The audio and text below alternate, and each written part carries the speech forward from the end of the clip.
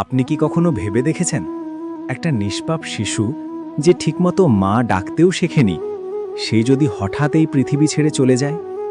এটা কি শুধু একটি দুর্ঘটনা, নাকি এর পেছনে লুকিয়ে আছে পূর্বজন্মের কোনো অদৃশ্য হিসাব? আমরা কি সত্যিই জানি কর্মফল কিভাবে কাজ করে, নাকি দুঃখের চাপে পড়ে আমরা নিজেরাই একটা ব্যাখ্যা বানিয়ে নিই? আজ সেই অস্বস্তিকর প্রশ্নের সামনে সোজা হয়ে দাঁড়াবো। হরে কৃষ্ণ। মানুষ সুখের সময় খুব কম প্রশ্ন করে, কিন্তু দুঃখের সময় আকাশ কাঁপিয়ে প্রশ্ন তোলে।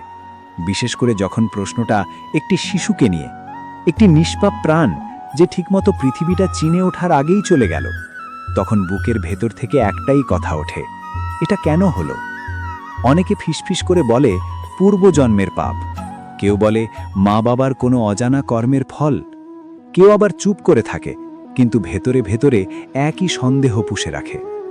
আমরা যেন খুব সহজে বিচার করে ফেলতে চাই, কারণ দুঃখকে যদি কোনো কারণে বেঁধে ফেলা যায় তাহলে মনে হয় নিয়ন্ত্রণে আনা গেল। কিন্তু সত্যিই কি সব দুঃখের সরল সমীকরণ আছে? জীবনকে আমরা এই এক জন্মের মধ্যেই সীমাবদ্ধ ভাবি, অথচ শাস্ত্র বারবার বলে আত্মার পথ দীর্ঘ, জন্ম কেবল একটি অধ্যায়। আত্মা দেহ বদলায়, কিন্তু তার যাত্রা থামে না। আমরা যে মুহূর্তটুকু দেখি সেটাই পুরো কাহিনী নয়। তবু প্রশ্নটা থেকে যায়, একটি শিশু কেন এত অল্প সময়ের জন্য আসে? যদি কর্মফল সত্যি হয়, তবে কি সে কোনো অপরাধ নিয়ে এসেছিল, নাকি তার বাবা মা কোনো ভুল করেছিলেন যার শাস্তি সন্তানের মাধ্যমে এলো? এখানেই আমাদের ভাবতে হবে, কর্মফল মানে কি? কর্মফল মানেই কি শাস্তি, নাকি তা একটি বৃহত্তর ভারসাম্যের অংশ? শাস্ত্রে কর্মের 3 রূপের কথা বলা হয়েছে: সঞ্চিত, প্রারব্ধ, ক্রিয়মান। সব কর্ম একইভাবে ফল দেয় না। কিছু কর্ম বহু জন্ম ধরে জমে থাকে, কিছু নির্দিষ্ট জন্মে ফল দেয়, আর কিছু এখনই তৈরি হচ্ছে। কিন্তু কোথাও বলা নেই যে প্রতিটি অকাল মৃত্যুই অপরাধের প্রতিদান। আমরা প্রায়ই ফল শব্দটাকে শাস্তি হিসাবে ধরে নিই, অথচ ফল মানে কেবল পরিণতি, যা কখনো শিক্ষা, কখনো অভিজ্ঞতা, কখনো আত্মার পথ পরিবর্তন। একটি শিশুর জীবন ছোট হতে পারে, কিন্তু তার উপস্থিতি তুচ্ছ নয়। সে ঘরে আলো আনে, সম্পর্ক গভীর করে, হৃদয় নরম করে। তার চলে যাওয়া শূন্যতা তৈরি করে, কিন্তু সেই শূন্যতা মানুষকে ভেতর থেকে বদলে দেয়। অনেক সময় মানুষ প্রথমবার জীবনের ভঙ্গুরতা বুঝতে শেখে এমন ঘটনার মধ্য দিয়ে। আমরা সময়কে দৈর্ঘ্যে মাপি, কত বছর বাঁচল, কিন্তু হয়তো জীবনকে গভীরতায় মাপা উচিত, কতটা ভালোবাসা রেখে গেল। একটি ক্ষণিক জীবনও গভীর প্রভাব ফেলতে পারে। যদি আমরা তাড়াহুড়ো করে বলি যে এটা পাপের ফল, তবে আমরা কেবল দুঃখকে আরও ভারী করি, কারণ তখন শোকের সাথে যুক্ত হয় অপরাধবোধ। আর অপরাধবোধ এমন এক বোঝা যা মানুষকে ভেতর থেকে ভেঙে দেয়। ধর্ম কখনো মানুষকে ভাঙার জন্য নয়, ধর্মের উদ্দেশ্য হৃদয়ে শক্তি জাগানো। যদি কোনো ব্যাখ্যা মানুষকে আরও অসহায় করে তোলে, তবে সেই ব্যাখ্যা অপূর্ণ। আমাদের বুঝতে হবে, মানুষের দৃষ্টিতে যা অন্যায় মনে হয় তা হয়তো বৃহত্তর নিয়মের অংশ। আমরা একটি দৃশ্য দেখি, পুরো নাটক দেখি না। আমরা একটি মুহূর্ত অনুভব করি, সম্পূর্ণ যাত্রা জানি না। তাই প্রথমেই দরকার সতর্কতা, দোষারোপে তাড়াহুড়ো নয়। প্রশ্ন করা যায়, অনুসন্ধানও করা যায়, কিন্তু কারোর দুঃখকে পাপের সিলমোহর দেওয়া যায় না। একটি শিশুর মৃত্যুর রহস্যময়, হৃদয় বিদারক, গভীর, কিন্তু তা মানে এই নয় যে সে বা তার পরিবার অপরাধী। হয়তো এর মধ্যে আছে এমন কোনো সূক্ষ্ম কারণ যা আমাদের উপলব্ধির বাইরে। আর এখান থেকেই শুরু হয় সত্যিকারের অনুসন্ধান। কর্মের নিয়ম কি, আত্মার যাত্রা কেমন, আর দুঃখের ভেতর দিয়ে মানুষ কিভাবে অর্থ খুঁজে পায়? এই প্রশ্নের উত্তর এক লাইনে মেলে না, ধীরে ধীরে স্তর খুলে খুলে বুঝতে হয়।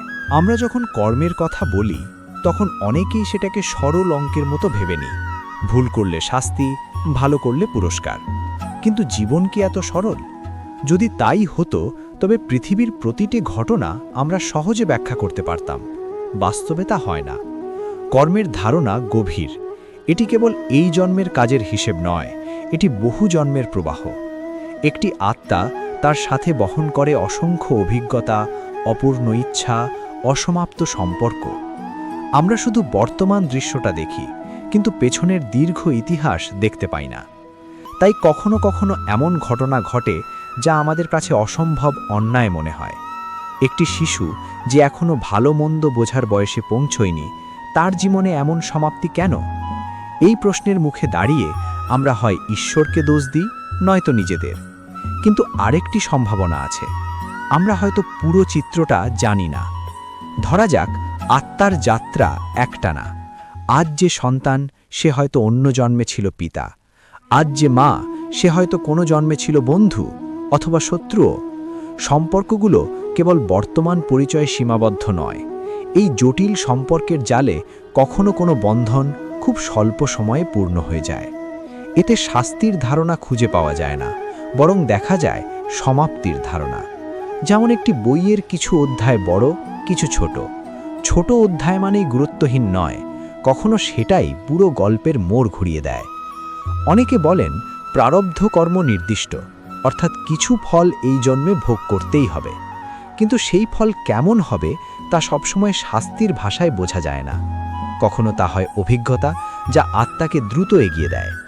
আমরা দুঃখকে কেবল ক্ষতি হিসেবে দেখি, কিন্তু দুঃখের আরেকটি দিক আছে, এটি মানুষকে গভীর করে। যে মানুষ কখনো হারায়নি, সে হারানোর ব্যথা বোঝে না। যে হৃদয় ভাঙেনি, সে অন্যের কান্না শুনে সত্যিকারের কাঁপে না। তবে এখানেও সাবধান থাকা দরকার। দুঃখকে রোমান্টিক করা উচিত নয়। একটি শিশুর চলে যাওয়া বাস্তব ক্ষতি, বাস্তব যন্ত্রণা, এটি কোনো সহজ শিক্ষা নয়। কিন্তু এর মধ্যেও অর্থ খোঁজা যায়, যদি আমরা দোষারোপের পথ ছেড়ে উপলব্ধির পথে হাঁটি। সবচেয়ে বড় বিপদ হয় যখন সমাজ দ্রুত রায় দিয়ে দেয়, এটা নিশ্চয়ই কোনো পাপের ফল। এই বাক্যটি শুধু অজ্ঞতার নয়, নিষ্ঠুরতারও। কারণ এতে শোকাহত মানুষ একা হয়ে যায়। সে ভাবতে শুরু করে তার কান্নারও নাকি দোষ আছে। আসলে কর্মের নিয়ম ব্যক্তিগত, প্রত্যেকে নিজের কর্মফল বহন করে। অন্যের অপরাধের ভার অন্যের কাঁধে চাপিয়ে দেওয়া শাস্ত্রসম্মত নয়। তবু মানুষ সহজ ব্যাখ্যার লোভে এমন ধারণা বানিয়ে নেয়। একটি শিশুর জীবন সংক্ষিপ্ত হতে পারে, কিন্তু তার উপস্থিতি অর্থহীন নয়। হয়তো সে এসেছে একটি সম্পর্ককে সম্পূর্ণ করতে, হয়তো কারো জীবনে এমন এক পরিবর্তন আনতে যা বহু বছরেও আসত না। আমরা যখন শুধু কেন প্রশ্ন করি, তখন আমরা অতীতে আটকে থাকি। কিন্তু যখন জিজ্ঞেস করি এখন আমি কিভাবে বাঁচব, তখন ভবিষ্যতের দরজা খুলে যায়। কর্মের জাল জটিল, আমরা তার সব সুতো দেখতে পাই না। তাই বিনয় প্রয়োজন। স্বীকার করতে হবে সব উত্তর আমাদের জানা নেই। আর এই স্বীকারোক্তি আমাদের অহংকার কমায়, হৃদয় নরম করে। দুঃখের মুখে দাঁড়িয়ে মানুষ দুটি পথ বেছে নিতে পারে। একটি পথ সন্দেহের, যেখানে সে ঈশ্বর ও নিজেকে দোষ দেয়। অন্যটি পথ অনুসন্ধানের, যেখানে সে বোঝার চেষ্টা করে এবং ধীরে ধীরে মেনে নেয়। দ্বিতীয় পথ সহজ নয়, কিন্তু স্থায়ী, কারণ সেখানে অপরাধ বোধ নয়, থাকে উপলব্ধি। এই উপলব্ধির পথেই আমরা এগোতে থাকি, আরও গভীরে, আরও সূক্ষ্মভাবে বুঝতে যে জীবন শুধু দৃশ্যমান ঘটনার সমষ্টি নয়, এটি অদৃশ্য স্রোতেরও অংশ। মানুষের জীবনে এমন কিছু মুহূর্ত আসে যখন সব তত্ত্ব থেমে যায়। শব্দ থাকে, কিন্তু উত্তর থাকে না। তখন মানুষ বুঝতে পারে জীবনকে পুরোপুরি বোঝা যায় না, কেবল অনুভব করা যায়। একটি শিশুর ক্ষণিক উপস্থিতি অনেক সময় পুরো পরিবারের মানচিত্র বদলে দেয়। আগে যেখানে ছোটখাটো বিষয় নিয়ে ঝগড়া হতো, সেখানে হঠাৎ নীরবতা নামে। আগে যেখানে অহংকার ছিল, সেখানে ভঙ্গুরতা আসে। এই পরিবর্তন জোর করে আনা যায় না, এটি আসে গভীর স্পর্শ থেকে। আমরা বারবার জানতে চাই এটা কি পাপের ফল, কিন্তু হয়তো প্রশ্নটা অন্যভাবে করা দরকার। হয়তো প্রশ্ন হওয়া উচিত, এই ঘটনার মধ্য দিয়ে আমি কি শিখছি, আমার হৃদয় কিভাবে বদলাচ্ছে।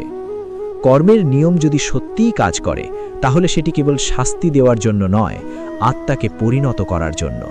কখনো কখনো আত্মার যাত্রা দীর্ঘ নয়, কিন্তু তা তীব্র। সংক্ষিপ্ত আলো অন্ধকার ভেদ করতে পারে। একটি শিশুর প্রতি যে ভালোবাসা জন্মায় তা নিঃস্বার্থ, সেখানে হিসেব থাকে না, শর্ত থাকে না। সেই ভালোবাসাই হয়তো আমাদের মনে করিয়ে দেয় আসলে এটাই জীবনের সত্য। দেহের স্থায়িত্ব নয়, অনুভূতির গভীরতা। যখন আমরা ভাবি বিচ্ছেদ মানেই শেষ, তখন আমরা দেহকেই সবকিছু ধরে নিই। কিন্তু যদি আত্মা চলমান হয়, তাহলে এই বিচ্ছেদ সাময়িক। যেমন নদী বাঁক নেয়, চোখের আড়াল হয়, তবু তার প্রবাহ থামে না। সব উত্তর আমাদের জানা থাকবে না, এটা মেনে নেওয়াই প্রজ্ঞা, কারণ মানুষ সীমিত কিন্তু সৃষ্টির নিয়ম অসীম। আমরা যদি প্রতিটি ঘটনাকে নিজের বুদ্ধির মধ্যে আটকে ফেলতে চাই, তাহলে অনেক কিছুই অন্যায় মনে হবে। দোষারোপ সহজ, গ্রহণ করা কঠিন, কিন্তু গ্রহণের মধ্যেই শান্তি আছে।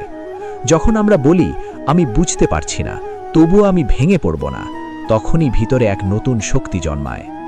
একটি হারানো শিশুর স্মৃতি কষ্ট দেয়, কিন্তু সেই স্মৃতিই প্রমাণ যে ভালোবাসা ছিল। আর যেখানে ভালোবাসা আছে, সেখানে কিছুই সম্পূর্ণ হারায় না। হয়তো আত্মারা আবার মিলিত হয়, অন্য কোনো সময়ে, অন্য কোনো রূপে। হয়তো এই জন্মের বিচ্ছেদই ভবিষ্যতের কোনো মিলনের ভূমিকা। আমরা নিশ্চিত নই, কিন্তু অনিশ্চয়তার মধ্যেও বিশ্বাস রাখা যায়। এই বিশ্বাস অন্ধ নয়, এটি নম্র। এটি জানে যে সব প্রশ্নের উত্তর এখনই পাওয়া যাবে না, তবুও পথ চলা থামাতে হয় না। একদিন হয়তো আমরা বুঝব, জীবনের দৈর্ঘ্য নয়, তার গভীরতাই আসল। একটি ক্ষণিক আলো অনন্ত অন্ধকারের দিক দেখাতে পারে, আর সেই অদৃশ্য পথ চলার শেষ ভরসা একটাই নাম, কৃষ্ণ।